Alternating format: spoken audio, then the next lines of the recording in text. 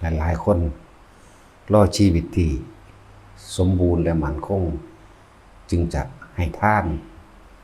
หรือจึงจะเข้ามาเข้าวัดฟังธรรมปฏิบัติธรรมบางคนที่เป็นข้าราชการก็ว่าเกษียณก่อน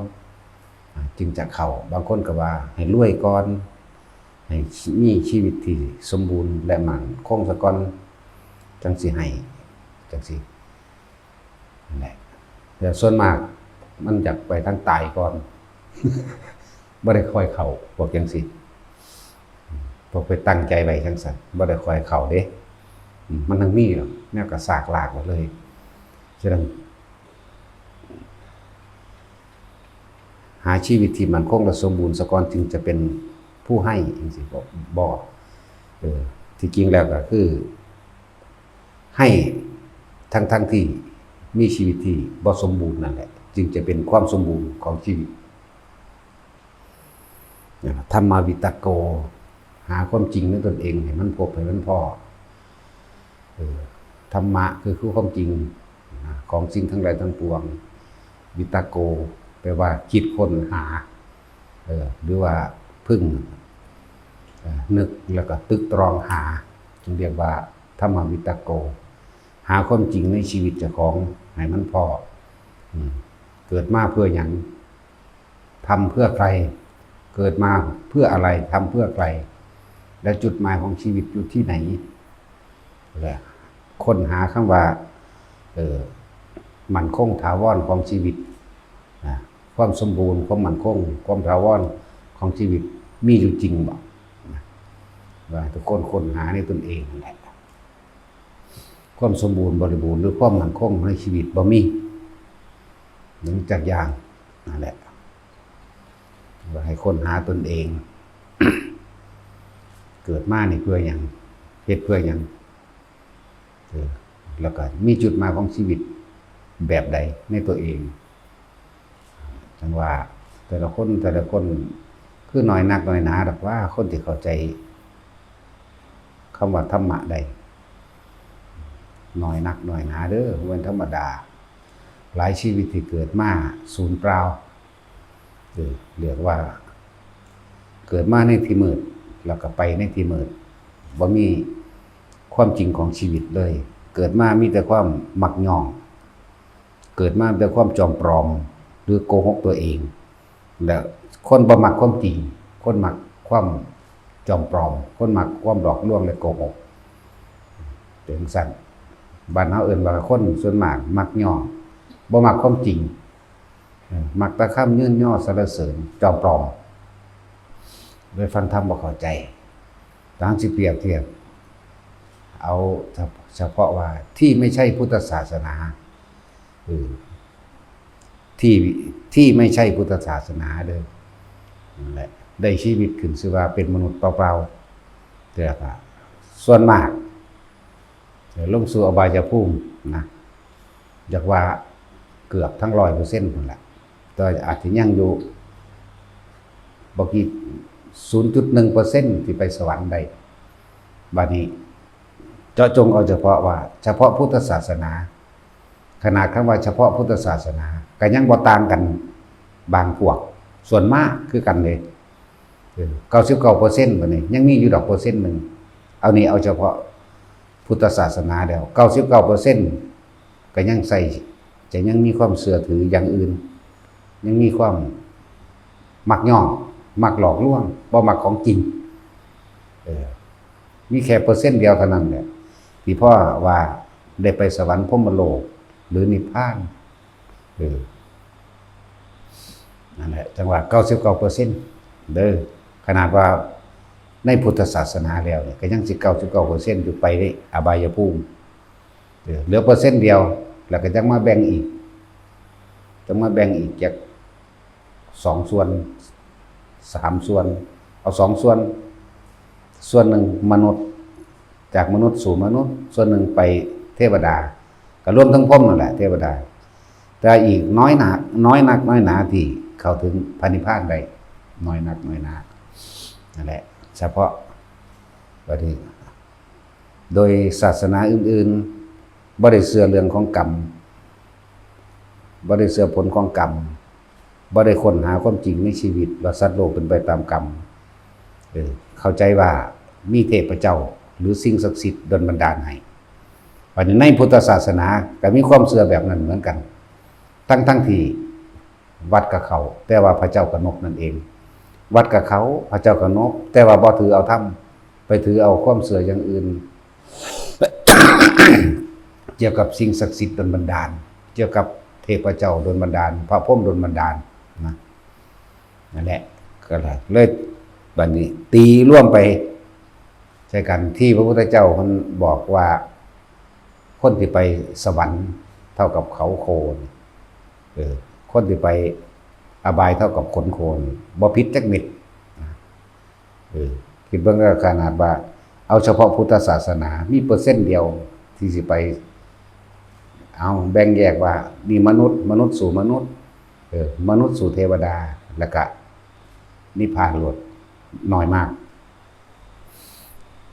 ตอนนั้นคนยังว่าคนหลายอยู่เนาะบ่ได้หลายเด้ความจริง 7,000 ล้านคนนี่ 7,000 ล้านคนแล้วเปรียบเทียบสัตว์เดรัจฉานบ่ได้เลยบ่ได้แล้วในอีกมิติหนึ่งเทวดาจังซี่ก็มีอีกแต่ว่าอบายภูมิโดยสัตว์นรกกับเปรตมากที่สุดเทวดาก็เทียบเปรตเทียบนรกบ่ได้คือกันได้บัดแต่เฮาที่เฮาเข้าใจว่าหลายก็ดีแต่ก็เทียบกันบ่ได้นั่นแหละจังว่าคนนี่สูญหายออกไปจากโลกเพราะไปนิพพานเปอร์เซ็นต์นึงเนาะแต่ที่เวียนว่ายตายเกิดอยู่ใน31ภพภูมินี่99%นะนี่แม่ทั้งสิ้นนะจังว่ามันน้อยนักน้อยหนาอันนั้นว่าพุทธศาสนาแล้วเนี่ยมันก็ยังบ่แม่นพุทธแท้บ่เข้าใจบ่แม่นผู้รู้แท้บ่แม่นผู้รู้จริงบ่ถึงธรรมนะก็ยังเวียนว่ายอยู่ในเพราะแห้งแหละเพราะว่าหยังความบ่รู้ของเฮาเองความอยากได้อยากดีอยากมีอยากเป็นนั่นแหละโลภโกรธหลงนั่นแหละอวิชชานั่นแหละบังไว้ความบ่รู้นั่นแหละบังไว้เฮ็ดให้ตั้งแต่เฮาเกิดมาพ่อแม่เฮาก็บ่รู้คือกันย่านตะลูกบ่อยู่ดีมีสุขย่านตะลูกบ่มีชีวิตที่ดีก็เลยเที่ยวพากันบางหม่องก็ถือผีถือผีทั้งเหนือก็นิยมทั้งผีฟ้าผีแถนผีโพนะทางบ้านนอกเฮาก็ทางเจ้าหอปู่ตาทางอีสานเฮาไปจังซี่ทางเพิ่นก็เจ้าพ่อเจ้าแม่ศาลหลักเมืองไปจังซั่นทางภาคกลางนั่นแหละประมาณนั้นแหละ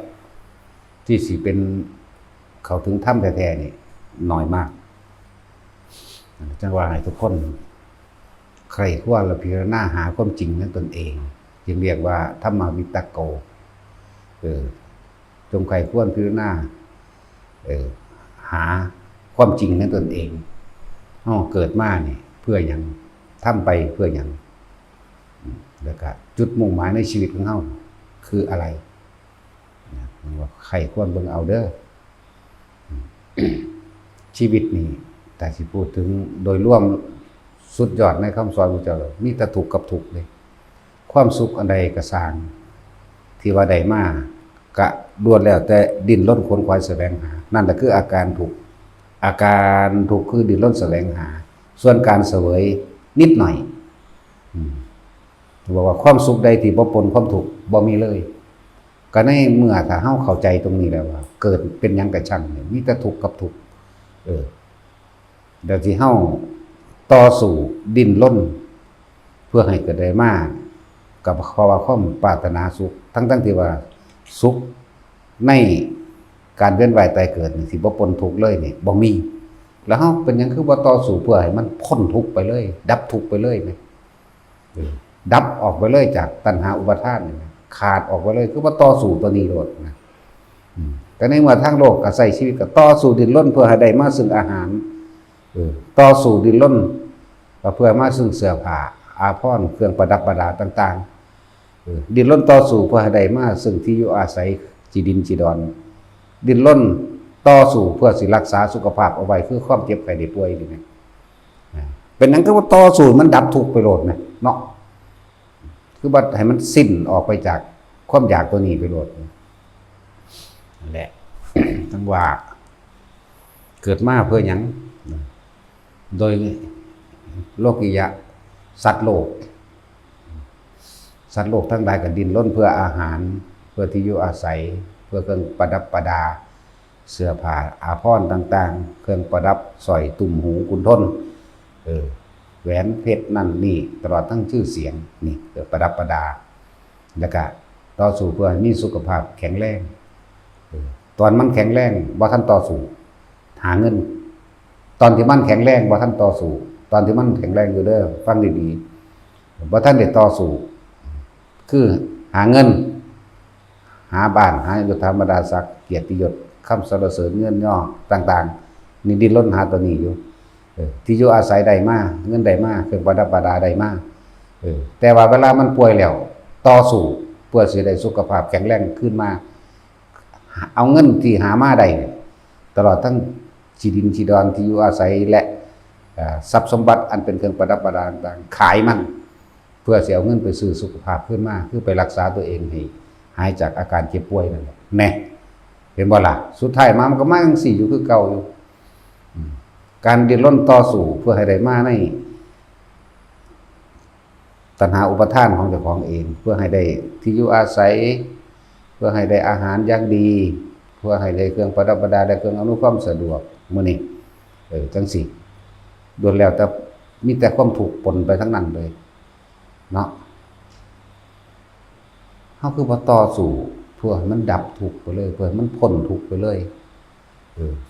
อันการต่อสู้ตัวนี้บ่ได้ต่อสู้กับผู้อื่นสำเร็จการต่อสู้เพื่อที่จะทำให้ตัวเองดับทุกข์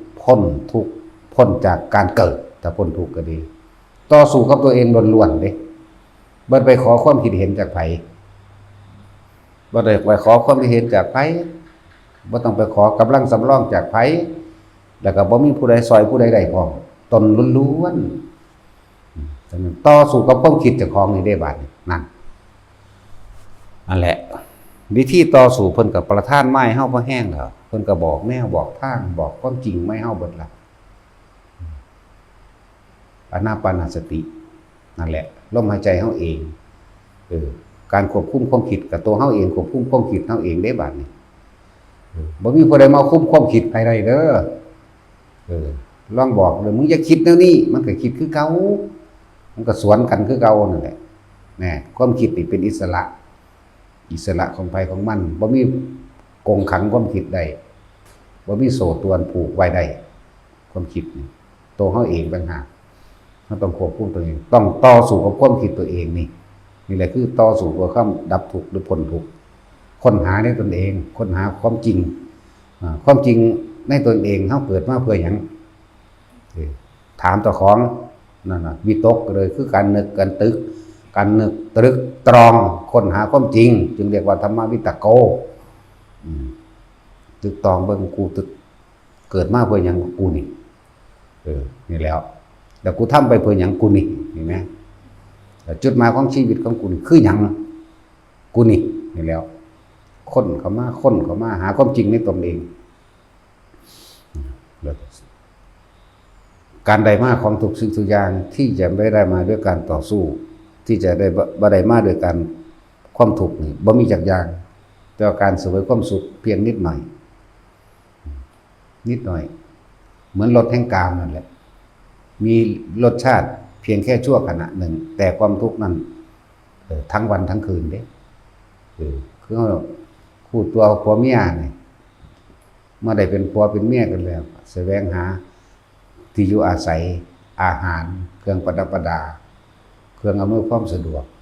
นะเจ็บไข้ได้ป่วยมากก็ต้องรักษากันนี่บ่มีการต่อสู้ใดๆเลยที่บ่ปนไปด้วยทุกข์บ่มีการใดมาใดๆเลยที่บ่มีทุกข์ปะปนนั่นแล้วจังว่าคนในตนเองเด้อหาความจริงในตนเองบางคนบ่ทันได้เกิดมาบ่ทันได้เรียนหนังสือบ่ทันได้เข้าโรงเรียนตาย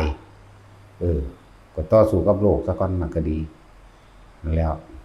บางคนกำลังเรียนหนังสืออยู่ตายนี่ จุดหมายของเขาคืออยากให้เรียนจบม.3 มั่งม.6 มั่งปริญญาตรีโทเอกมั่งบางคนก็ตายตอนประถมมั่งบางคนก็ตายในอนุบาลมั่งอนุบาลบางคนก็ตายว่านั่นหยังบ่จักหยังซ้ํนี่นั่นแล้วบางคนก็ตายตอนรับปริญญานั่นไปหั่นแล้วเลยว่าถามเจ้าของดีๆบัดนี้เบิ่งพวกที่ตายตอนแก่ตอนเฒ่าแล้วสิ่งที่เขาหามามันก็ยังคงเป็นของเดิมอยู่แผ่นดินนี้มีมานานมันก็อยู่ตะมันแต่ว่าเฮาต่างหากเข้าไปยึดมันบ่ได้ยึดเฮามันบ่อยากได้เฮาที่ดินบ่มีมันไปแล่นหาว่ากูอยากได้มึงเด้บ่มีมันอยู่ตะมันบ่มีที่ดินนี่เท่านั้นไร่เท่านี้ไร่แล่นไปหาตาสินก็อยากได้เจ้าเอาข่อยใน100ไร่บ่มีงัวก็เหมือนกันควายก็เหมือนกันมันก็บ่ได้แล่นไปว่าตาสินจะมาเอาข่อยไปเป็นเจ้าของเนี่ยมันก็บ่ว่ามันอยู่ตะมันหมาก็เหมือนกันมันก็บ่ได้แล่นไปเอาบ่เป็นเจ้าของแน่เด้มีแต่เฮาได้ไปหามันมาเนาะแต่ทุกสิ่งทุกอย่างที่ได้มาที่บ่ผ่านการต่อสู้ดิ้นรนบ่มีและทุกสิ่งทุกอย่างที่ได้มาแล้วนี่ที่บ่มีความทุกข์ปนอยู่ในหั่นบ่มีบอกเลยว่าไม่มีความสุขใดที่ไม่มีความทุกข์ปะปนอยู่ในความสุขนั้นๆและความทุกข์นั้นปะปนในความสุขนั้นๆมากที่สุดถึง 99% หมดแล้วเอาเปรียบเทียบกันง่ายๆคือเฮาได้ผัวได้เมียนั่นแหละความสุขเพียงชั่วคราวที่สุดแค่เพียงน้ำนั่นเด้แนวมื้อนี้หลังจากนั้นก็มีแต่ความทุกข์อันนี้พระพุทธเจ้าก็สอนเด้อบ่แม่นว่าเฮาขึ้นเว้าขึ้นมาเอาเองพร้อมความสุขแห่งกามราคะทั้งหลายอันเป็นรูปรสแห่งสตรีและบุรุษทั้งหลายมีที่สุดเพียงใดพระเจ้าข้าที่สุดแค่เพียงน้ำแน่ก็แม่นความเพิ่นตัวมันน้ำออกแล้วมันก็บัดก็นอนคิด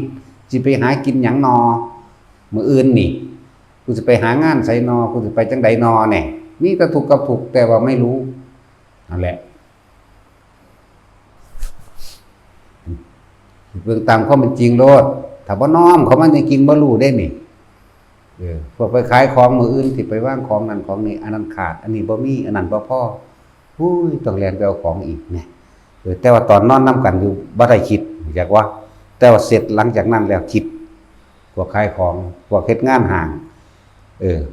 คือพวกตาค้อนแล่นขายของต่างๆปกิณกะต่างๆเหมือนนั่นแหละพวกเปิดห้างร้านบริษัทพวกโรงรถพวกเปิดร้านซ่อมพวกหมอพวกพยาบาลเป็นงานข้าราชการหรือพวกทหารพวกตำรวจจังซี่ก็คือกันต่างกันดอกนั่นแหละหลังจากเวลาชั่วขณะนั้นก็คิดนึกตึกตองหาแต่แนวสิมาบำรุงบำเรอกันแต่คิดเบิ่งตามความจริงโลดไผก็ดีทุกคนก็ผ่านมาบ่แห้งน่ะหลายคนที่อกหักผิดหวังจังมาหลายคนก็ผัวบ่ดีจังมา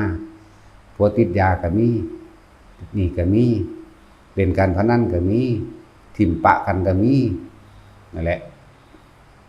ซั่นแหละบางคนก็ผัวตายบางคนก็เมียตายนี่จังซั่นแหละมันมีอยู่กับชีวิตที่สมบูรณ์บัดสมบูรณ์บริบูรณ์มั่นคงและถาวรบ่มี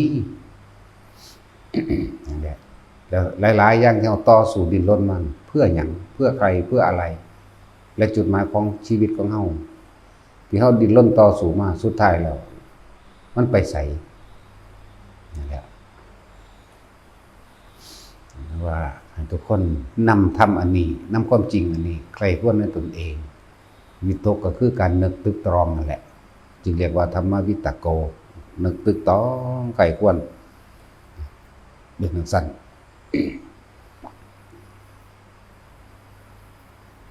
สิ่งทั้งหลายทั้งปวงที่ทุกคนได้มา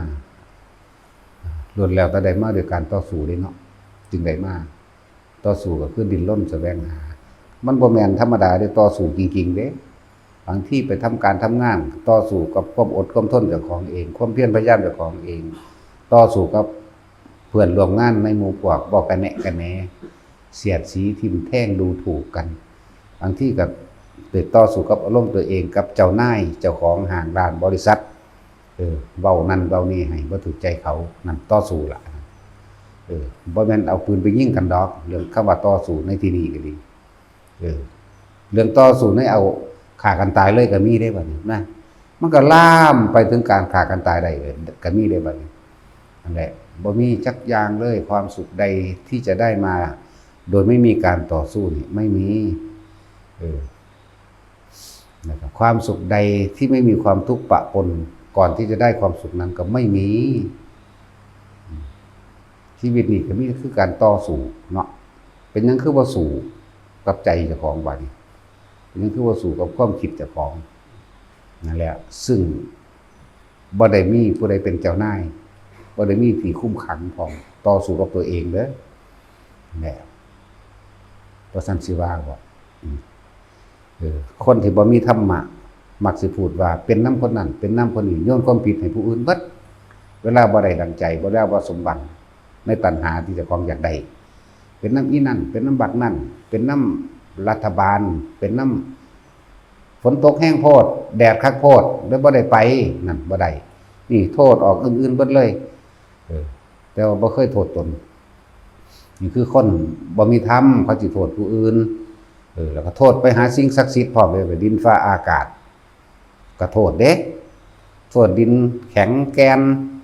ขุดยากโทษดินเละเละก็มีโทษฝนตกโทษน้ำท่วมโทษไปเบิดนี่แหละเอาไปว่าเทวดาบ่ได้รู้เลยหยังก็โทษเทวดาแต่ว่าฮ้อนหลายก็โทษดวงอาทิตย์เป็นขนาดนั้นแหละได้เฮ็ดนั่นนี่บ่ได้ดังใจเจ้าของมันฮ้อนแมงพอศูนย์กูอยากเอาธนูยิงมึงได้กูถือปืนยิงมึงแตกได้มีเบิดเด้แปลงสั่นล่ะแต่ว่าฝนตกก็โทษฝนโทษลมเฮ็ดบ่ได้หรอกฝนตกนะแปลงสั่นแหละเทวดาบ่รู้เรื่องหยังก็โทษเทวดาอีกบ่มีตาบ่กูทุกข์กูยากก็ว่าเด้จังซั่นล่ะพวกบ่มีธรรมบัดไปขอเขาก็ไปขอได้บัดนี้เนาะนั่นแหละพิจารณาเข้ามาส่วนผู้รู้ความจริงตามพุทธเจ้าสั่งสอนใครก็เราพิจารณาหาในแล้วอันนี้เลื่อนว่าพุทธะเลื่อนว่ารู้เลื่อนว่าตื่นรู้ตื่นแล้วทุกสิ่งทุกอย่างเกิดขึ้นจากตนไม่ได้เกิดขึ้นจากคนอื่นฉะนั้นจงพยายามควบคุมในตนยังละตนกับความคิดก็เลยต้องต่อสู้กับเจ้าของเองบัดนี้นี่ต่างหากชนะคนอื่นหมื่นแสนล้วนแล้วแต่เป็นความพ่ายแพ้ชนะตนเพียงหนเดียวในความอดทนมั่งในความเพียรมั่งนั่นแหละสิเป็นก้าวย่างแห่งชัยชนะทั้งปวงถามตัวเองเบิ่งเด้อชีวิตที่สมบูรณ์มีหรือยังแต่ละคนมันบ่มีเด้ก็ว่า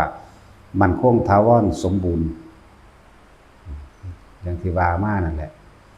โอ้ยเขาวัดตะน้อยโพดว่าเด้เฒ่าก่อนจังเข้าเสือกตายวัดละหดจังซี่เกษียณก่อนจังสิเข้าพวกข้าราชการเขาว่าเนาะตายอีกบางคนก็บ่ตายแต่พิการ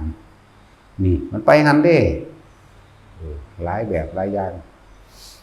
นั่นแหละเพิ่นจึงให้พวกเฮานั่นสั่งสมบุญสั่งสมกุศลโดยการให้ทานมั่งบัดนี้ยับเข้ามาเรื่องทานคุยเรื่องทานก็ยังมาขอนั่นแลกนี่อยู่ขอน้ำเทวดาอินทร์พรหมได้เจ้าของเฮ็ดเอาแท้ๆก็ยังไปขอน้ำเขาอยู่บ่ต้องเว้าแล้วเรื่องศาสนาอื่น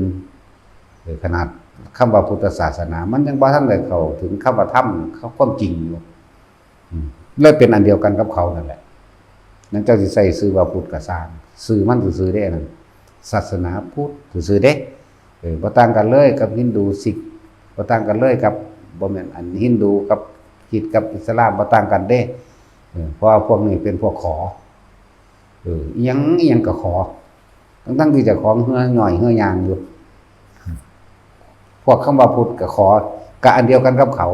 ขัดออกไปในเป็นประเภทเทวานิยมเหมือนกันทั้งเบิดขอสิ่งศักดิ์สิทธิ์เชื่อเลิกงามยามดีอันเดียวกันเบิดเชื่อ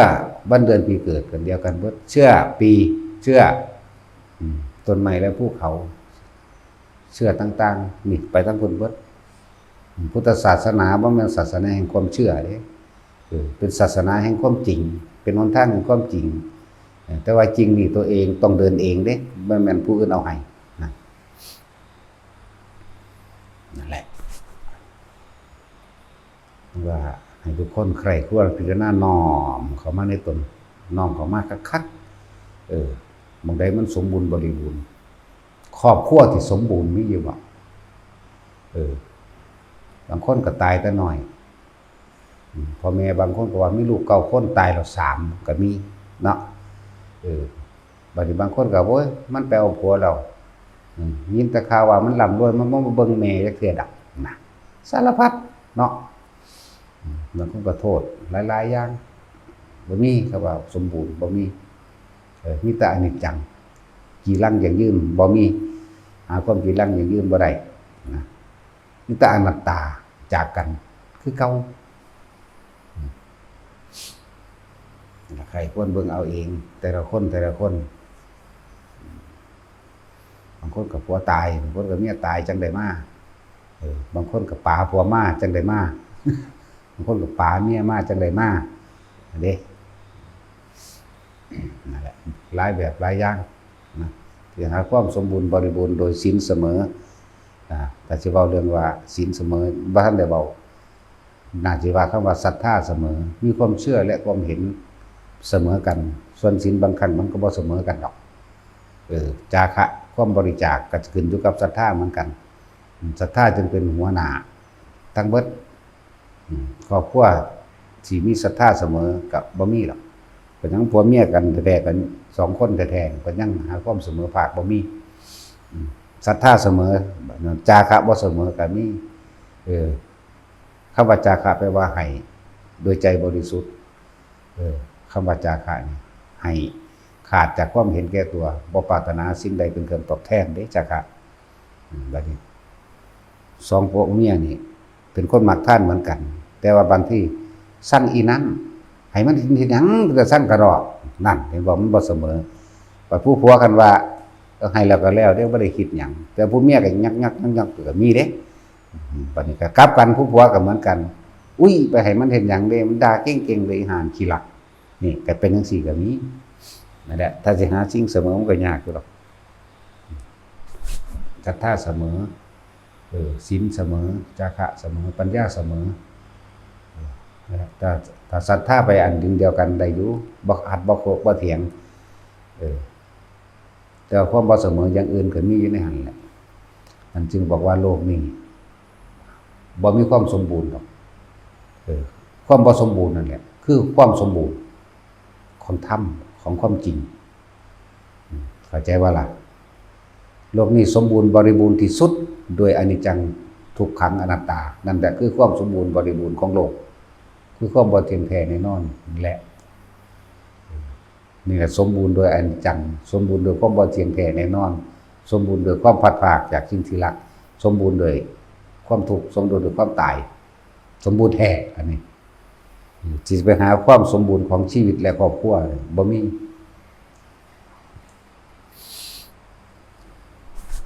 อะไรจังว่าเฮาดิ้นรนต่อสู้นี่มานานแล้วลองต่อสู้กับตัวเองเบิ่งเด้อบัดทุกคนทั้งชีวิตนี่ใช้เวลามาหาเงินนั่นแหละเพื่อให้ได้มาซึ่งที่อยู่อาศัยเพื่อให้ได้มาซึ่งเครื่องประดับประดาและเครื่องนึ่งห่มประดับประดาสร้อยแหวนเงินทองนึ่งห่มประดับประดาจวดยศชื่อเสียงความสุขเนี่ยประดับประดาเครื่องอำนวยความสะดวกก็อยู่ในประดับประดามีอาหารที่สมบูรณ์บริบูรณ์นะบินรถอันนี้แหละแต่สุดท้ายมีความป่วยบ่ได้มีความแก่ความชราบ่ได้ก็เลยนำสิ่งที่หามานี่แหละถ้าเป็นเงินหรือว่าป่วยแล้วก็ไปหาหมอโรงพยาบาลก็อยากให้มันเศร้านะแปลว่าล่ะก็สิ่งที่หามาเนี่ยเอาไปแลกสุขภาพขึ้นมาอยากให้มันแข็งแรงคือเก่าแล้วกูจะได้ไปสู่ใหม่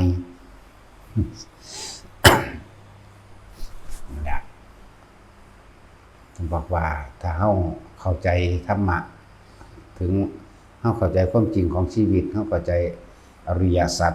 ความเกิดเป็นทุกข์นี่ความแก่เป็นทุกข์ความเจ็บไข้ได้ป่วยไม่สบายเป็นทุกข์พลัดพรากจากสิ่งที่รักเป็นทุกข์และความตายเป็นทุกข์สาเหตุของทุกข์คือความอยากแต่เฮาได้เกิดมาแล้วเกิดมีครอบครัวแล้วยังแล้วหรือ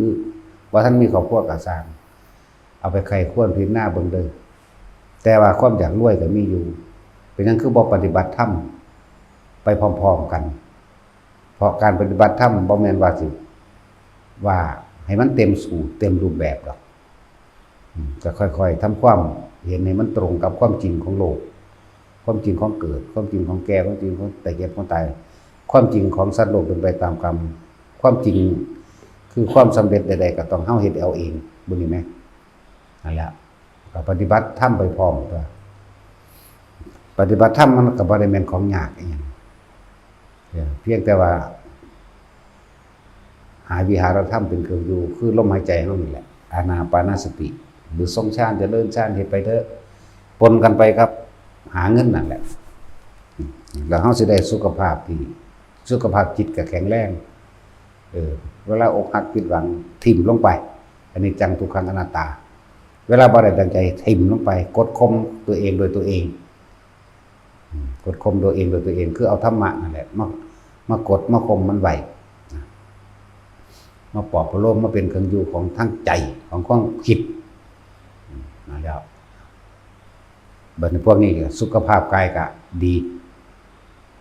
คนเฮาคิดมากจนป่วยก็มีประสาทไปเลยก็มีฆ่าตัวตายก็มีนั่นแหละคิดมากก็เรียกว่าถ้าคนที่ปฏิบัติธรรมไปนำมันสิมีทางออกมีทางออกโลกปัญหาทั้งโลกแก้โลกบ่ได้หรอกสุดท้ายปัญหาทั้งโลกสูงสุดคือการใส่กำลังฆ่ากันตอนนี้ส่วนธรรมแก้ปัญหาโลกได้เพราะเห็นตามความเป็นจริงโมโหเพียงใดก็ช่างกดข่มตัวเองไว้เพราะตัวเองก็ฝึกมาแล้วสั่งมันดักเว้ยภาษาหากินซ้ำตายดอกบ่มีหยังกี่ลังยังยืนดักอย่างหน่อยอาการภายในคือความรู้สึกบ่พอใจกับคนผู้นั้นก็มีอยู่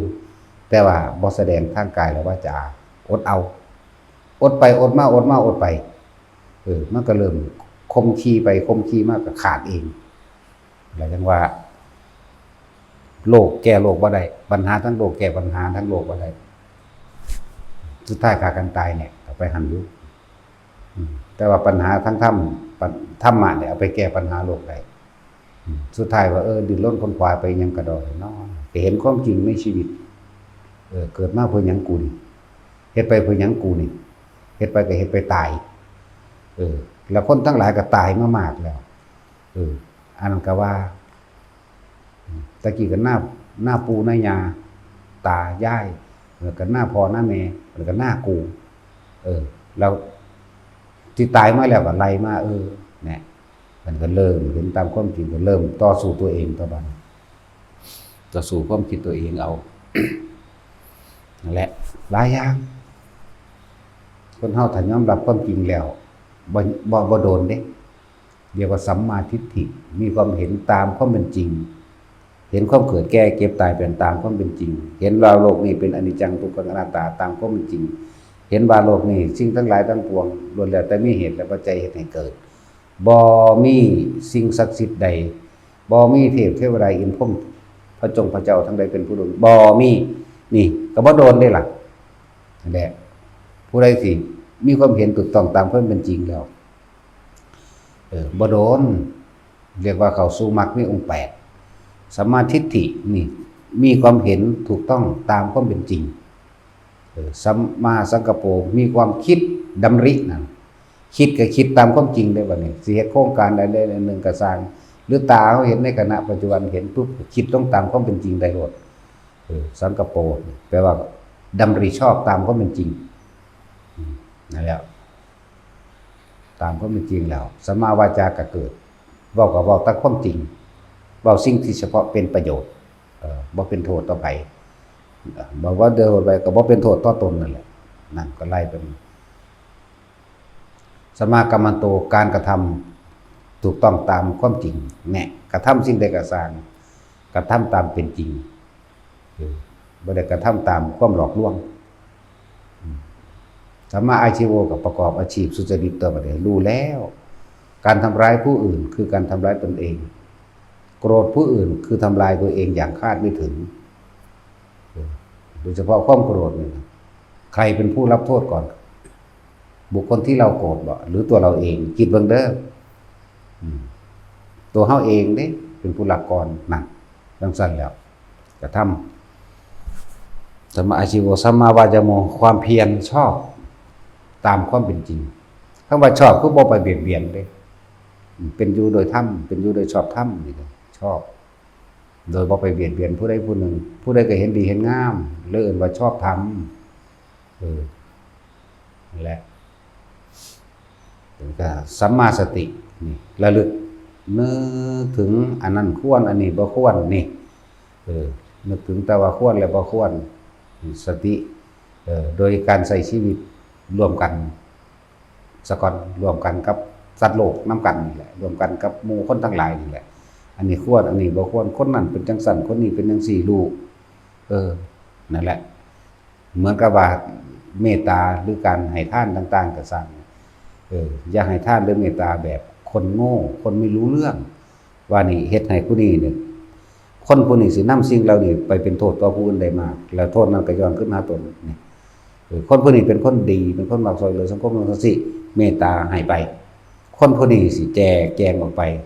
เป็นประโยชน์ต่อผู้อื่นโอ้อันนี้ควรอันนี้บ่ควรนี่สติก็เรียกว่าสัมมาสติเลยบ่ทันได้แม่นสติเข้าโดยภายในสติภายในคือเป็นผู้นึกถึงลมหายใจตัวเองนะนี่สติโดยทางธรรมบัดจังซั่นมันก็กลายเป็นสัมมาสมาธิเองจิตก็ตั้งมั่นเองเด้ถ้าถือกันนึงแล้วอันอื่นเป็นเครื่องรองรับเบิดสัมมาทิฏฐิเป็นหัวหน้าเป็นเจ้าหมู่เจ้ากองถ้าถูกต้องแล้วทั้ง7อย่างเนี่ยเป็นแต่เพียงผู้เดินตามมันเป็นอันเดียวกันเลยว่าจังซั่นแหละเลยเป็นสัมมาสมาธินั่นจิตตั้งมั่นจิตตั้งมั่นขึ้นมาเองดอกเมื่อว่าแต่สัมมาสมาธิมันเฮาเป็นแล้วก็สัมมาวิมุตติไปเลยพุ่นแล้วนั่นแหละฝึกเอานั่นก็ดีโลกนี้ถ้าบุคคลผู้ใดอยู่โดยชอบประกอบโดยธรรมอันเป็นมรรคมีองค์8นี่โลกนี้สิบ่ว่างจากพระอรหันต์แม้นพุทธเจ้าสิเกิดขึ้นบ่เกิดขึ้นก็สร้างก็ยังมีพระปัจเจกนะแล้วพระอรหันต์ก็เลยสะสมเอาไปก็ดีความอยู่ประกอบชอบโดยธรรมจังซั่นมรรคทั้ง7เป็นแต่พวกเดินตามทั้งเบิดนี่แหละแต่สัมมาทิฏฐิตัวเดียวถูกต้องแล้วจังซั่นขึ้นอยู่กับตนเองบ่ได้นี่บ่ได้ขึ้นอยู่กับไผได้นี่เนี่ยนั่นแหละจังว่าต่อสู้กับตนเองล่ะต่อสู้กับตัณหาตัวเองต่อสู้กับอุทานตนเองอารมณ์ตนเองแต่ทำเห็นตามความเป็นจริงได้แล้วว่าโลกนี้หาความจีรังยืนบ่ได้ทุกอย่างเกิดมาตายแตกดับถ้าโลกมันมีก็ทั้งแตกดับเนาะลองเบิ่งแล้วว่าสิ่งใดสิ่งหนึ่งเกิดเป็นธรรมดาสิ่งนั้นก็ดับเป็นธรรมดานี่แหละโลกนี้เกิดแล้วผู้ใดอยากรู้ต้นกำเนิดโลกก็ไปอ่านเบิ่งในอคัญญสูตรอ่านฉบับเต็มมันเด้อโอ้ยสละสลวยสวยงามบอกละเอียดละออเป็นหยังนี่ซุมื้อนี่มันเป็นย่อๆแม่นเฮาไปฟังมาเข้ากับประมวลคร่าวๆเอาซื่อๆนึงเด้ซุมื้อนี้เบิ่งในวิสุทธิ์บ่แม่นเบิ่งในอันนั้นโลดในพระไตรปิฎกของสอธรรมภักดีแหละจังละเอียดละออดีอันอื่นๆเขาคอยตัดปุ่นตัดพี่ออกว่าแล้วล่ะมันเลยบ่ละเอียดละออสวยงามบอกเบิดทุกรายละเอียดบอกฮอดว่าอีหยังคือยังบอกว่ากับคนอายุเท่านี้อายุ100ปีอายุ100ปีมีฤดูหนาวเท่านี้มีฤดูร้อนเท่านี้บอกว่าหายใจเท่านี้คือธรรมดาคนหายใจสั้นเท่านี้คนหายใจยาวเท่านี้มีฤดูเท่านี้ละเอียดหลายอ่านเอาลืมละมันหลายโพด นั่นแหละอยู่ในฉบับของสธรรมภักดีเด้อมันไปอ่านเอาอันนั้นก็ตัดออกหลายโพดว่าจะเป็นมกุฏหรือจุฬาตัดออกหลายเขาก็อยากได้ลากเงาข้อมูลเดิมมันอยู่เนาะโดนแล้วตลอกออกจากเล่มนี้เบิดนี่อันขึ้นมาก่อนมันคือฉบับภาษาธรรมภาษาธรรมภาษาของบ่แม่นเขมรเด้อก็อ่านเป็นไทยเฮานี่เด้บ่ได้อ่านอันสิบาเรโอยเด้ มันบ่ได้แปลเด้อ่านก็ว่าไปไหนก็ว่าไปไหนอ่านแต่ว่ามันเป็นตัวภาษานั้นภาษาธรรมภาษาของก็อ่านเป็นสื่อเฮาบอกกันเดี๋ยวนี้แหละอ่านเป็นลาวๆนี่เด้นี่อ่านเป็นภาษาลาวๆเฮานี่แต่ว่าขันหรือว่าโอโลดเด้นี่สั้นแล้วแต่ว่าซื้อก็ซื้อสมชายก็สมชายโลดเด้เสือบุญกับนายบุญกับนายบุญนายปุณณะโลดเด้นั่นสั้นแล้วตาสินมันนี่ก็มีเด้ละสินนี่ก็มีเด้พ่มโสภาโลดเด้บ่ได้อ่านเป็นภาษานั่นเด้สั้นแล้วมันเขามาตัดออกหลายตะกี้ของเฮาอ่านหนังสือผูกเนาะเป็นผูกเต็มตู้บักใหญ่นึงอ่านก็อ่านเป็นภาษาเฮานี่แหละภาษาลาวเลยล่ะกูมึงเลยคักๆนี่แหละสมัยตะกี้เว้ากันก็เด้จะกูมึงคักนั่นแหละจังว่าผู้ใดจะได้ที่มันหลายอย่างก็ต้องไปอ่านเอาไม่หันแหละแต่ฟังบางเงินมันเป็นตะคือหรอกว่าเธอบอกเขาไปอ่านแต่ถ้าผู้อ่านอยู่เป็นประจำก็ยังหลงลืมอยู่เลยคือมันบ่อยากจำยังแล้วมันอยากถิ่มปั๊ดแล้วแต่มันสิพุทธจ้ะแล้วมันอยากถิ่มมันโมเมนต์มันอยากถิ่มแต่มันถิ่มไปเอาเองสินึกเอาจังสิก็นึกว่าออกได้บาดมันบ่ออกบาดมันจะออกมันเขาบอกไปเลยปวกไปเลยเด็กเฮ้ยนั่นแหละขนาดความคิดยังบ่เที่ยงเนาะส่วนตัวความจำก็บ่เที่ยงความคิดก็บ่เที่ยงบ่เป็นของเจ้าของจักอย่างรูปเวทนาสัญญาสังขารวิญญาณบ่เที่ยงบ่ควรถือเอานั่นแหละละสักยะทิฏฐิอนาคามีก็ละแบบนั้นแหละจังแม่นละส่วนโสดาบันแค่ว่ายอมรับความตายซื่อแล้วก็บ่หวั่นไหวกับความตายนั่นแหละจังว่าพวกเฮาศึกษาตนเองเด้อศึกษาตนเองโดยเฉพาะคำว่าใจเป็นไงใจเป็นท่านกับใจเจ้าของเองน่ะคือเพื่อจะว่าม่านผู้มือหลุดสู่ความคิดเจ้าของบ่ได้เด้อีหยังสิเป็นตาญาณเท่ากับความคิดตัวเองที่จริงเฮาบ่ญาณคนเด้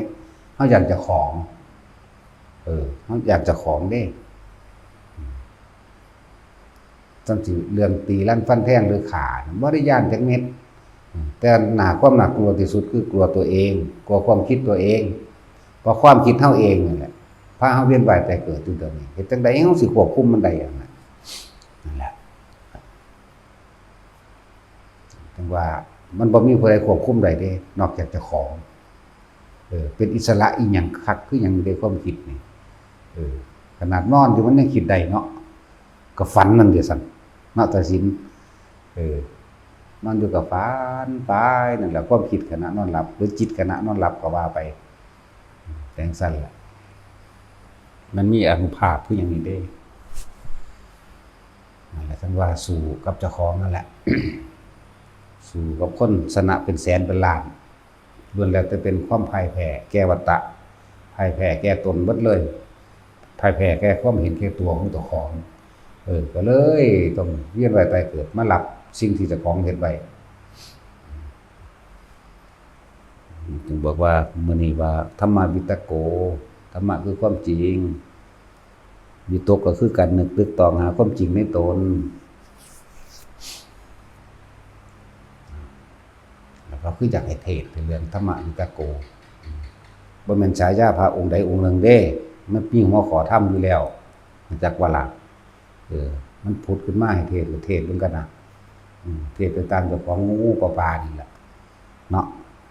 ฟิดสนิก เนาะแต่สินเฮา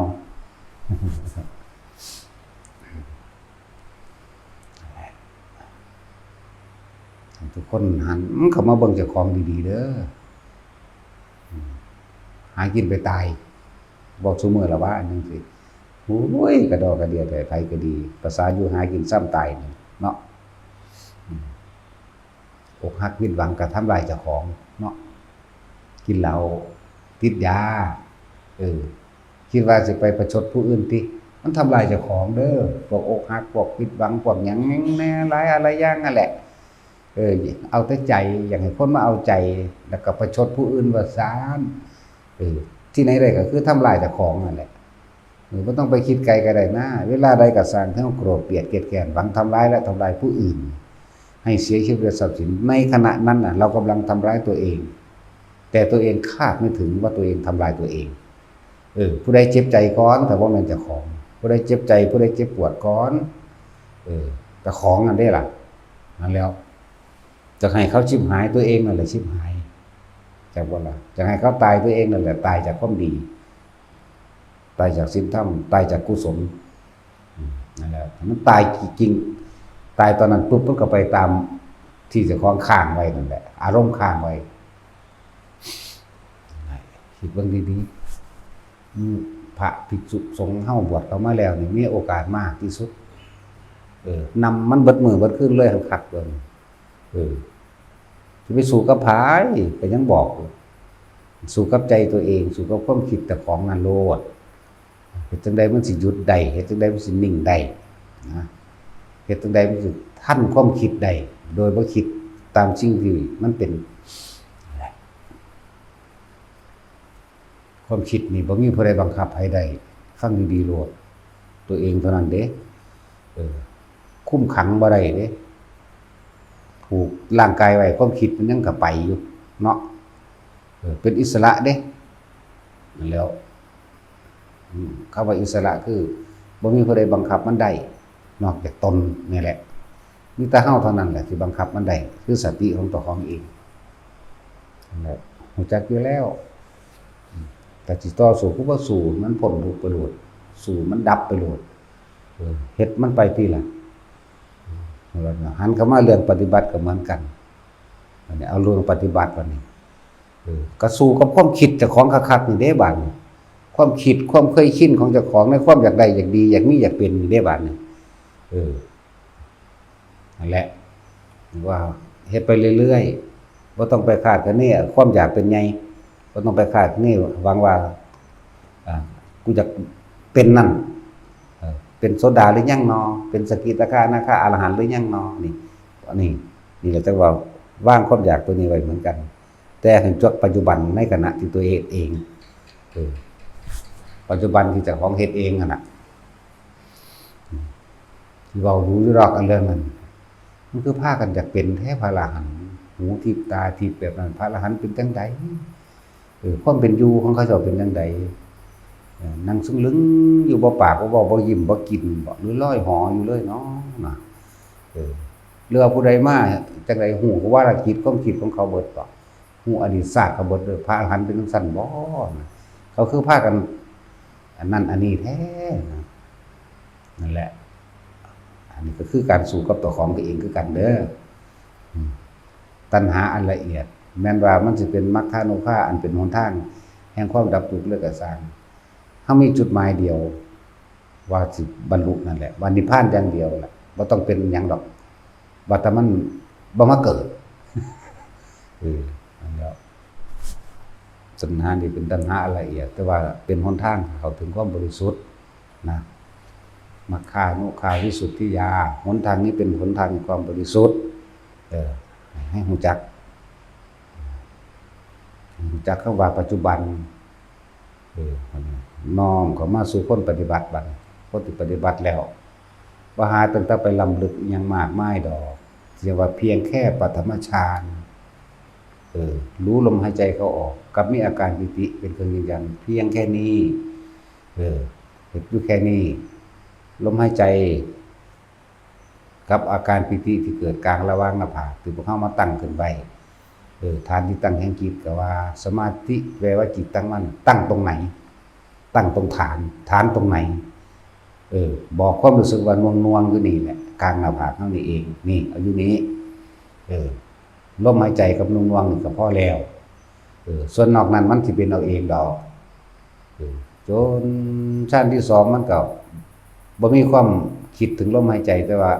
ความปิตินิ่มๆนวงๆเกิดขึ้นกลางหน้าผากก็เกิดเลยให้เฮ็ดจังได๋ต่อไปบัดนี้บ่ได้เฮ็ดหยังรู้มันซื่อๆรู้หยังรู้สึกตัวกับมันซื่อๆตัวที่3เป็นใดถึงความสงบเงียบปราศจากอันอื่นอันใดมารบกวนใดอยู่สงบเงียบชั้นที่3มีความรู้สึกโล่งโปร่งแต่คำว่าความรู้สึกโล่งโปร่งนี่ก็บ่ทันได้แม่นเด้แต่พวกเขาไปถึงไว้โซโลเซเลแล้วแต่ซื้อภาษาออกมานั่นแหละสุขเอกคตานี่สุขได้ที่จะเสมอด้วยความสงบเป็นไม่มีก็คือมันบ่คิดหยังเด้มันเลยบ่มีอาการหยังเงียบไปบัดนี้คนเฮามันบ่เคยเห็นมันบ่เคยพบพ้อบ่เคยเข้าสู่ความรู้สึกแบบนั้นได้ความรู้สึกที่บ่มีความรู้สึกแบบนั้นได้มันเลยสงสัยมันคือเป็นจังซี่เป็นคือจังบ่มีความคิดหยังหรือสิเป็นอัลไซเมอร์บ่ย่านเป็นบ้ามั่งย่านเป็นคนจื้อหยังบ่ได้อัลไซเมอร์มั่งเด้มันก็เลยแทรกแซงโดยการคิดหาเหตุผลอันอื่นนะนั่นแหละต้องบอกว่าทุกคนฟังไว้ดีๆแต่เฮาได้เพียงแค่ปฐมฌานแล้วขั้นที่2ก็เป็นเองขั้นที่3ก็เป็นเองขั้นที่4ก็เป็นเองจนถึงลมดับทุกอย่างดับไปเลยเหลือแต่ว่างจังซี่เฮ็ดจังใดต่อไปบัดนี้เนี่ยจะเพิ่งเฮ็ดจังใดให้มันชินซะก่อนมันสิจับส้นจับเงื่อนจับต้นส้นปลายเองของมันดอกอย่าเพิ่งอยากเฮ็ดจังใดรู้กับความรู้สึกนี่ซะก่อน1รู้ลมหายใจเข้าออกแล้วก็อยู่กับเพียงหน้าผากนี่แน่ถ้าเกิดว่ามันหมุนขึ้นไปตรงบนหัวก็รู้อยู่กับหัวแม้นมีลมด้วยก็ช่างนั่นแหละแม้นมีอาการขนลุกขนพองสยองก้าวขึ้นมาก็ช่างเนื้อกระตุกก็ช่างหน้าตึงหน้าหยาหน้าชาก็ช่างลมเป็นหลักอยู่แล้วกับนิ่มนวลอยู่กลางหน้าผาก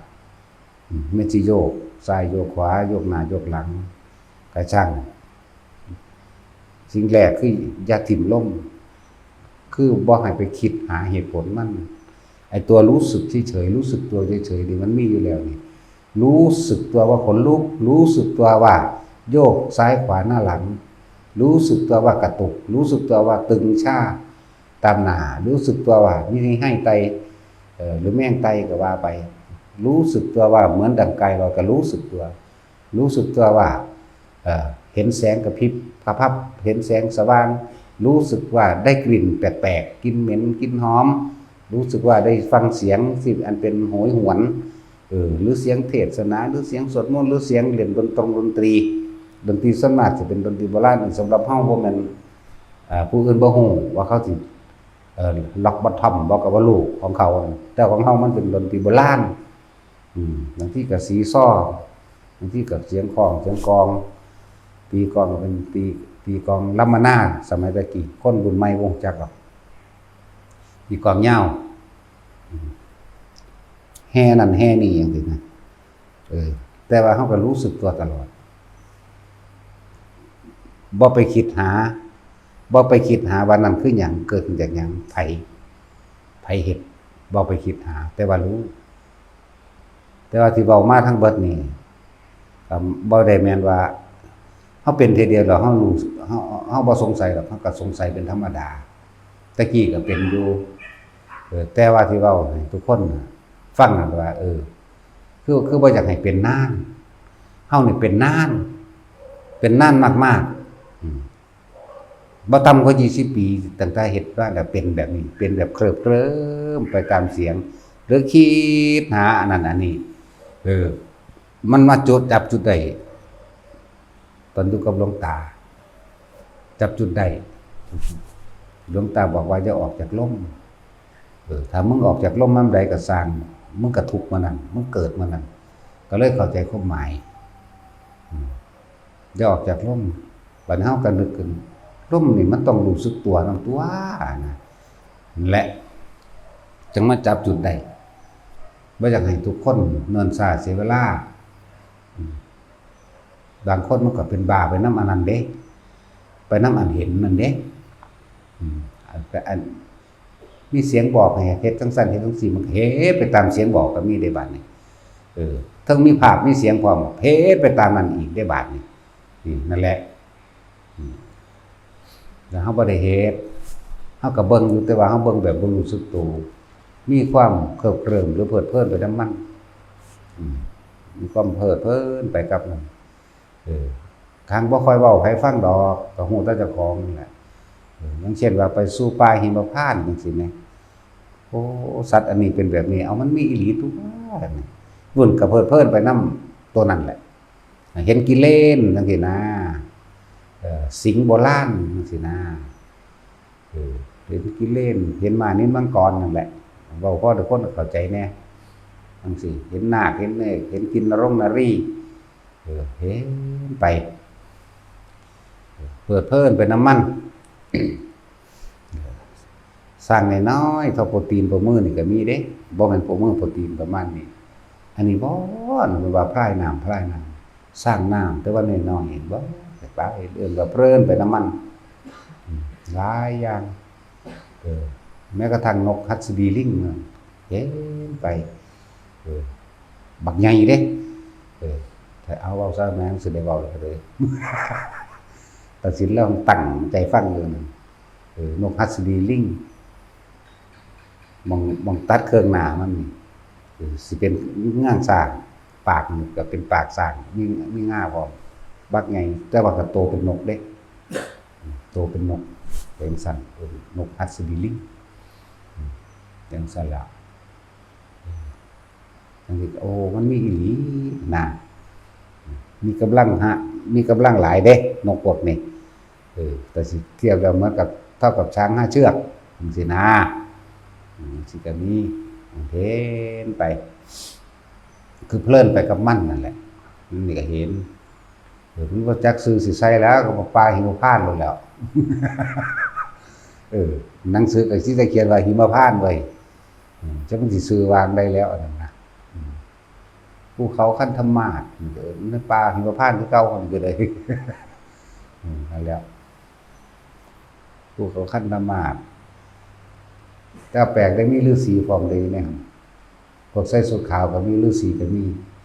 ถามเบิ่งบางพวกกันอายุหลายปีแล้วเด้ 2,000 กว่าปี 3,000 ปี 4,000 ปีมีเบิดเด้บางคนมี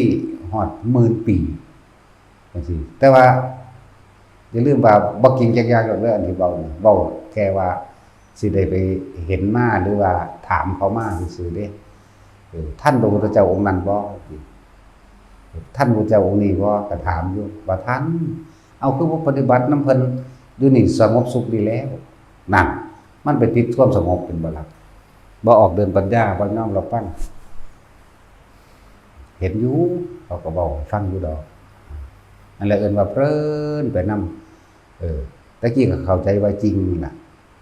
แต่ว่าตอนนี้บ่เอาจริงหยังจักอย่างบ่ยืนยันบ่ตัดสินว่ามีจริงหรือบ่มีจริงก็สร้างแต่ว่าเห็นน่ะเห็นจริง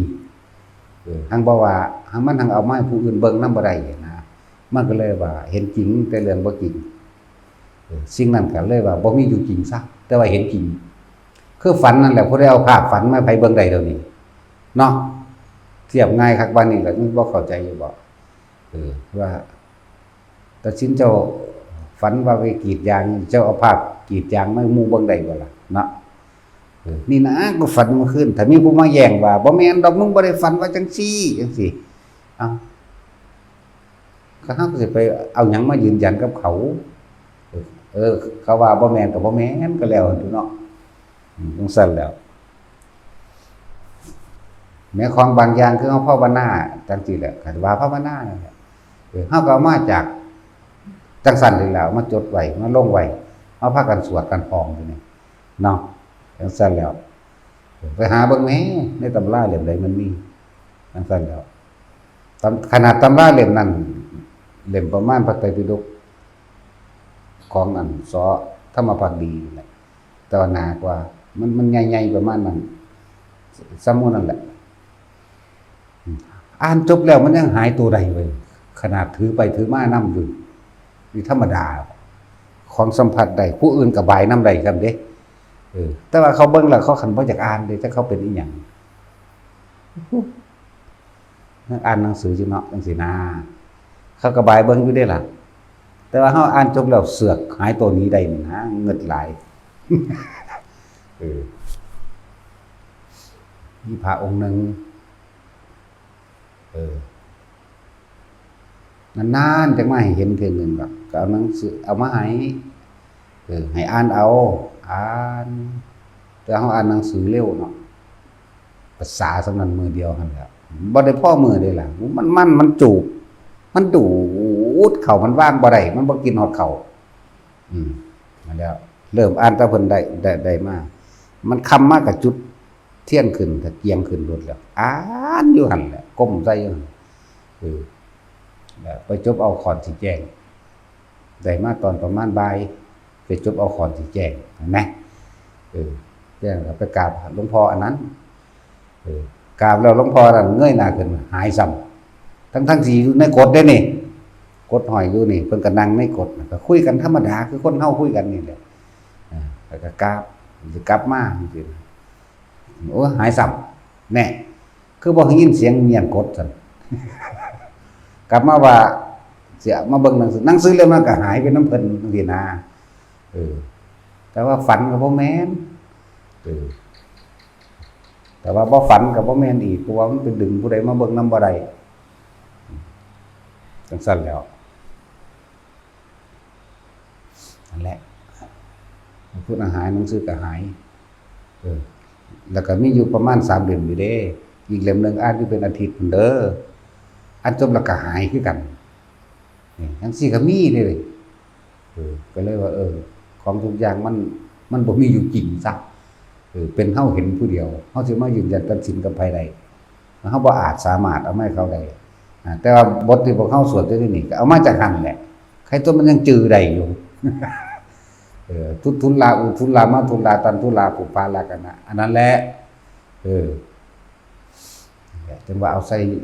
ลง YouTube ไว้ก็ได้สูงกว่าจังว่าเด้ให้มันพอมีเงินมีย่ำเนี่ยแบบดีเด้มันจือได้เดี๋ยวนี้จือบ่ได้เว้ยเอาลงไปแล้วแปลกประหลาดบ่ล่ะเดี๋ยวนี้จือบ่ได้ตั้งใจว่าสิว่าลืมเบิดถ้าบ่ตั้งใจก็ว่าขึ้นมาเอาเองพูดขึ้นมาเอาเองนะก็ว่าคือพูดขึ้นมาเอาเองท่องขึ้นมาเอาเองเขาบ่เข้าใจคำว่าพวกคนบ้านนอกเนาะแต่สิมันจักบ่พอบ้านนอกคือแต้วอ้วนจังซี่นะก็บ้านนอกพวกนั้นบ่จักหยังคำว่านี่แปลว่าพูดขึ้นมาเอาเองหรือแปลว่าพูดนั่นแหละแปลว่าเว้านะแปลว่าประหลาดให้ฟังแม่ถ้าเฮาภายในหัวใจภายในใจภายในความรู้สึกนึกคิดของเฮาเองบ่เคยมีจิตคิดทำลายผู้ใดเลยเบียดเบียนผู้ใดเลยเสียชีวิตทรัพย์สินทั้งมนุษย์และอมนุษย์บ่มีเลยนะครับที่ว่าตั้งใจไปก็ไปปฏิบัติธรรมคำว่าปฏิบัติธรรมตั้งใจไปเบิ่งใจเจ้าของเองไปความคิดเรื่องว่าสิกินข้าวใสสิกินน้ำใสสิอาบน้ำใสยุ่งสิหลายบ่มีนั่นมีนี่อันตรายบ่มีเลยบ่มีในความคิดบ่ได้กังวลแนวหมู่นี้เลยเด้ไปเบิ่งแต่อันนี้แหละลมหายใจเจ้าของนั่นแหละเป็นเบื้องต้นเบิ่งลมหายใจบางทีมันอุณหภูมิขึ้นก็เบิ่งอยู่กับมันบางทีขึ้นมานี่อยู่กับมันบางทีเข้ากลางสมองเย็นโล่งโปร่งกลางสมองบางทีเกิดเป็นไฟพับๆๆในกลางสมองหัวกะโหลกเหลือเห็นหัวกะโหลกเพดานหัวกะโหลกก็เห็นก็บ่ได้สนใจแต่ว่าก็ไปเรื่อยๆนั่นซั่นแหละบ่ได้ห่วงอีหยังเด้อผมมันอยู่กับตนเองตลอดมันบ่คิดออกมันอยู่แต่ในความรู้สึกตัวเห็นอีหยังประหลาดก็ธรรมดาบางพวกก็อุ้มลูกออกจักพอเฮาย่างไปไกลก็นั่งลงอยู่ก็ว่าคนธรรมดาบ่เป็นผีสางอีหยังแบบจังซั่นแหละบัดสิถือแบบนั้นก็มีแต่ว่าที่จริงแล้วก็คือว่าผีจริงไม่ได้หลอกผีหลอกมันไม่ได้จริง เพราะว่าความคิดเจ้าของหลอกว่าของเองพี่จริงบ่ได้หลอกแต่ว่ามาซอยภาวนาก็สิเว้าเป็นลูกะเทวดาหรือภูมะเทวดาจังซี่นะมาซอยทดสอบทดลองใจเฮาซื่อดอกว่าเฮาสิไหลไปสิเป็นไปตามปณิธานที่ตั้งไว้บ่นะตั้งไว้บ่ถึงละนั่นแหละตั้งไว้คำว่าละก็ดีบางทีเขาก็พาไปเบิ่งนั่นไปเบิ่งนี่ก็ไปตัวทีนั่นแหละไปแมงเบิดล่ะว่าซื้อไปมันก็อยากได้นี่แต่ถ้าผู้ใดมุ่งมั่นแล้วนะมีผู้ซอยในหันแหละถ้าผู้ใดมุ่งมั่นในการที่ปฏิบัติธรรมแล้วเนี่ยจึงการปฏิบัติมันบ่ได้ยากหรอกว่าจะหนีออกจากลมหายใจมันความรู้สึกในกายมันคำว่าหนีนี่ความคิดหนีเด้ความคิดและความรู้สึกหนีเด้กูสิไปสกลดอกไว้จังสิไปคิดถึงบางจุดหมายนั่นบ่ถือเด้อเวลาไปน้ำทางไปน้ำลมนี่ลมหายใจเจ้าของนี่แต่อยู่หน้าลมได้ก็อยู่เลยหัวได้ก็อยู่เลยกลางอกได้ก็อยู่เลยบางทีมันก็เดินคนลุกไปนำก็เดินไปกับการคนลุกนั่นแหละเป็นไปดูสุขกับมันไปพบพ่อยังก็สร้างนั้นเขาถามก็ตอบไปแล้วไปเลยบ่ได้นำผู้ใดมาแต่ไสนอก็บ่คิดเด้บ่ได้คิดเด้อมีคนมาเอาเขามาให้กินจังซี่ก็กินไปเลยแล้วก็แล้วไปเลยเด้อันนี้มาเว้าให้ฟังทีหลังซื่อๆเด้เนี่ยว่าอันนั้นอันนี้นะว่าเทวดาลูกะเทวดาภูมิเทวดานี่ก็มันบ่แม่นเทวดาเว้ยมันก็คนคือเฮานี่แหมอันเฮามาคิดเอาทีหลังดอกว่าเอาเขาคือใส่สุดแต่งตัวแบบนั้นแบบนี้เนาะคือบ่แม่นคนสมัยใหม่นะแต่ว่าก็เหมือนชาวบ้านธรรมดานี่แหละนะเว้ยเข้าใจยังจักหน่อยบ่เดี๋ยวนี้บางพวกก็นุ่งกางเกงเลยหัวเข่าจักหน่อยก็กางเกงธรรมดาแต่ว่าเสื้อเป็นเสื้อคือเสื้อฝ่ายแต่ว่าย้อมเป็นสีกรมท่านะมันก็มีตัวเก่าตัวใหม่ธรรมดาบ่แปลกประหลาดนั่นคือชาวบ้านบางทีก็ผ้าดำผูกหัวมานะมาใส่บาตรข้าวเหนียวเพิ่นมากเขาฮู้ว่าเฮากินข้าวเหนียวข้าวเจ้าก็มีอยู่ดอกถ้าเป็นคือข้าวหมกคือข้าวมันไก่อันแบบเหลืองๆมั้ยเอิ้นข้าวหยังบุจังซั่นเขาหยังสมชัยข้าวอันเป็นเหลืองๆมั้ยข้าว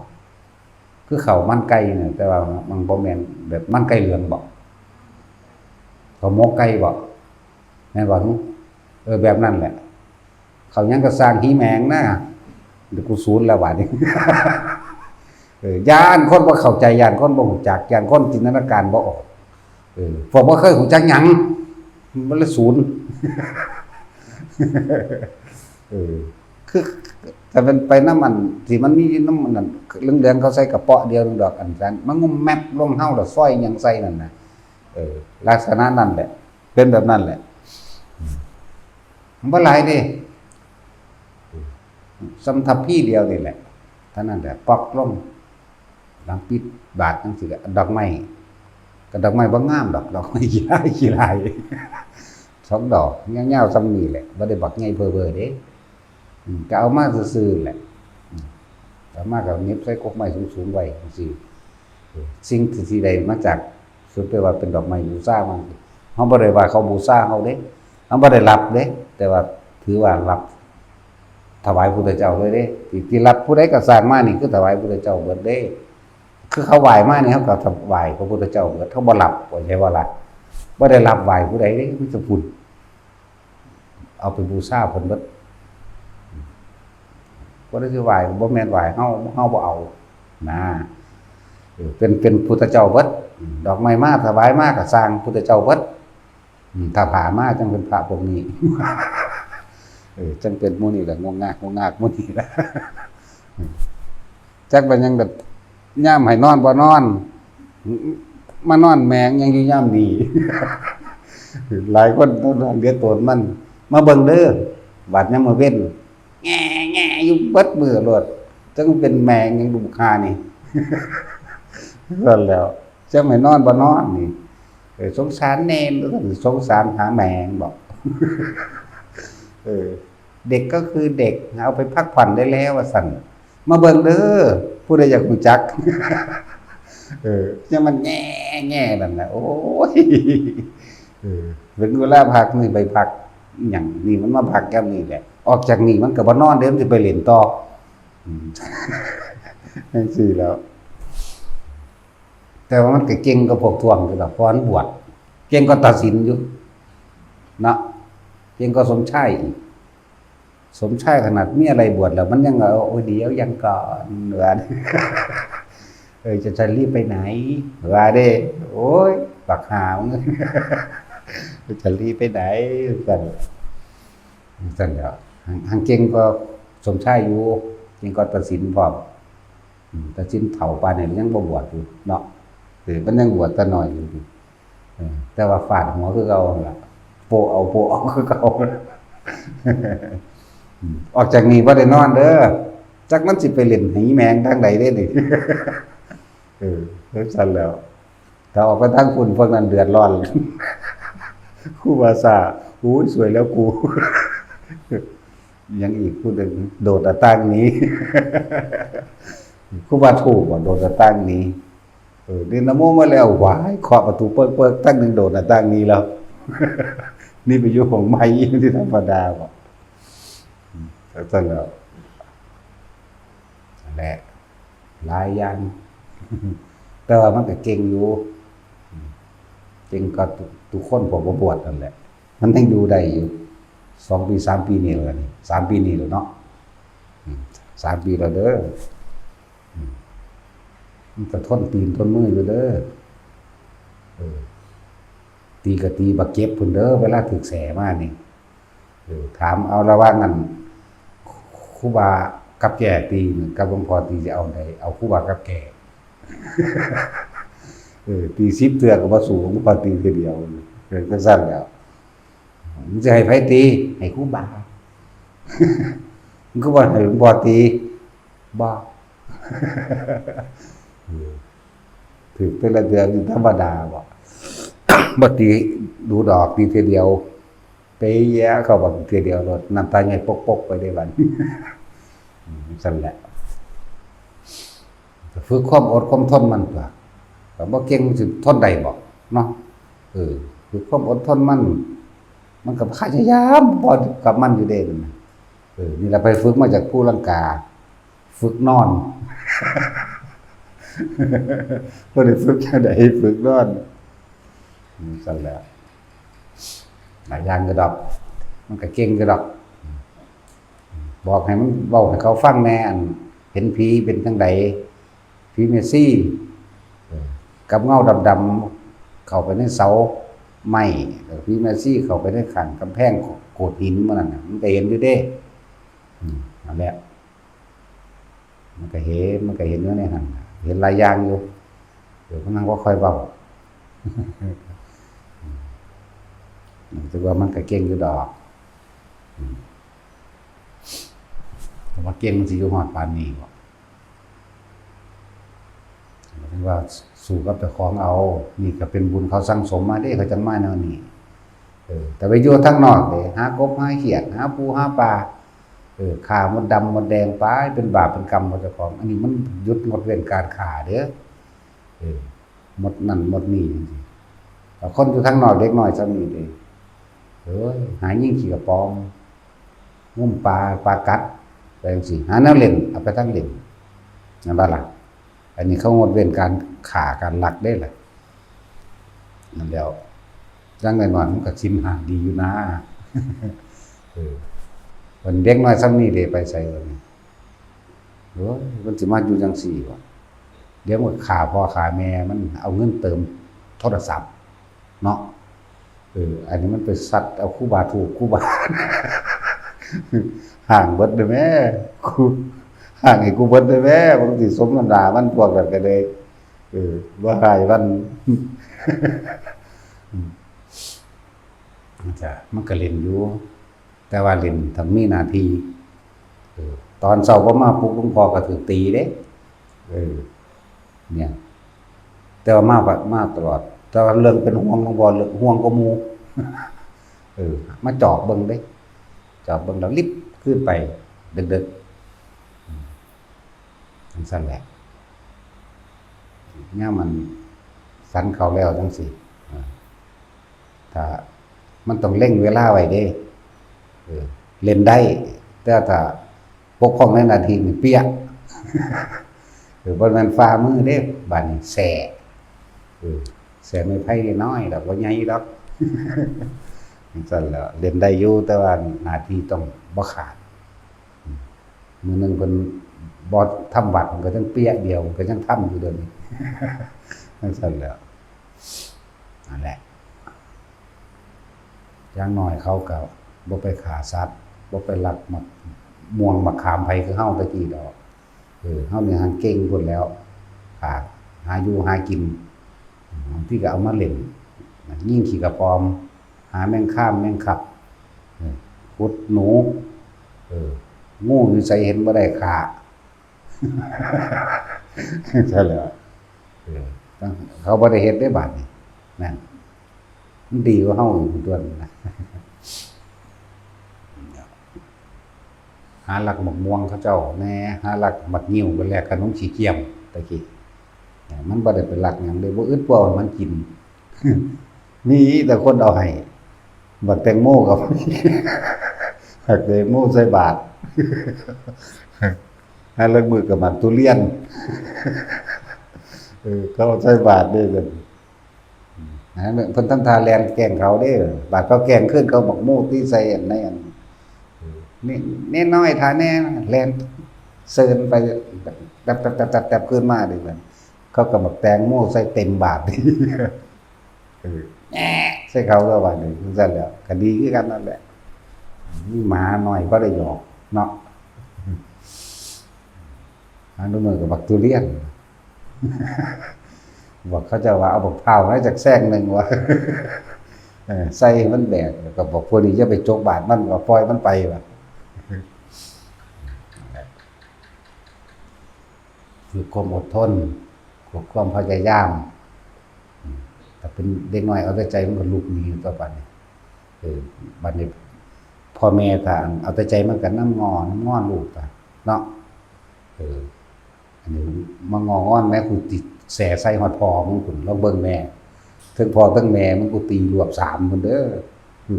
มางอลูกมึงโลดมาโอโลดมึงอย่าเก็บทั้ง3พ่อแม่ลูกมึงซั่นแล้วมันก็ได้หลายอย่างบ่มันได้น้อยฝึกเอาบัดสู้ว่ามันเป็นพระเฒ่าบัดนี้อันภาพแนวนั้นสิเป็นตาจากหัวตัวบัดเพิ่นเห็นเจ้าของแนวนั้นแนวนี้แล้วก็สิเอาไปเป็นแนวเว้าสอนหมู่ตัวเนาะโอ้ขึงเข้มแต่ว่าบัดมึงด่าตะเลียโตนกูเรียกตนแม่มึงได้บอกมึงเกิดบ้าเนาะแต่เดี๋ยวพวกเรียกตนได้เห็นหลวงพ่อตีวันเวลาได้มันบ่เก็บดอกนอกจากแสแต่แสนี่เก็บแน่อันตีหัวนี่เปียบักแห้งมันก็บ่เก็บดอกอันต้องยังก็ผู้นึงมันก็โดนด้วยกันบ่แม่นบ่โดนเด้โดนเบิดเด้มันก็ได้บ่ได้เกี่ยวกันเด้สวัสดีซื่อลืมล่ะเศร้าก็ถืออยู่2กวะของเพิ่นก็ได้สิว่าใดนั้นมันจะเป็นประสาทแน่ดอกอันบักนั้นสิว่าใดก็ลงพิธีมันถืออยู่2เปียอยู่มื้อเช้านี่นะฮะบ่ใส่แว่นตาหรอกพระแม่